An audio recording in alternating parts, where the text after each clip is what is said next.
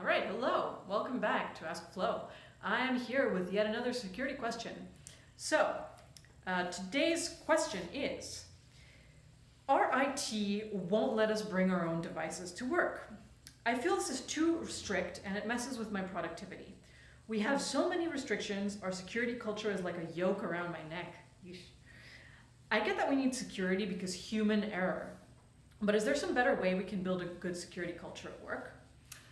Okay, yeah. So security culture is really important, but I feel that too often you end up with a security culture that's actually really detrimental to people's ability to work, to people's morale, and ultimately detrimental to security itself.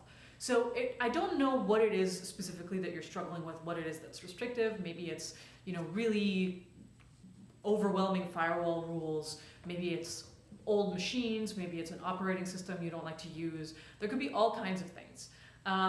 And ultimately, I think the issue with this kind of security culture is that when people feel so fenced in and they're just trying to, finish that report or whatever, they're going to find ways around it. And ultimately, security is going to be compromised no matter what, because people aren't going to follow the path that was laid out for them. They're going to go outside of it just to do the thing they need to do. And that's really natural and unfortunate, but this is what happens when you create a culture like this. So what I would say is that a good security culture is one in which the security choices are easy. They're usable. They're sort of the path you want to follow. Good security sort of shepherds you in the direction of the more secure path. And this seems to be not at all what's happening in your company. So in this situation, there's a few things that I would recommend that you do.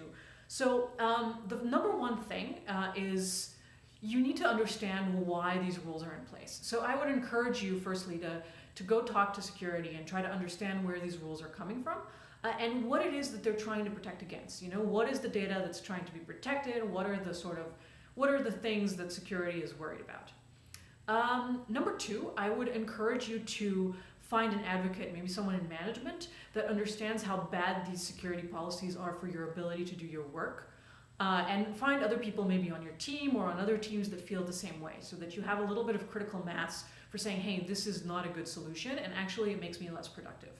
And it also lowers my morale. It makes me frustrated. Number three, I would say, is basically to be a champion of security, but to really position it in a different way as, I understand that these are the things that we want to protect, and these are some of the policies and these are some of the things that could help me be able to incorporate security best practices into my work. And this is what could contribute to me me and everyone else in the company treating security as something we own. And I think that's really important. In a good security culture, everyone owns security and everyone understands what security means. So yeah, those are my three tips, I guess. And I wish you good luck. This sounds like a pretty challenging road ahead for you, but I'm glad that you're thinking about it and doing the right thing. All right, see you next time. Take care.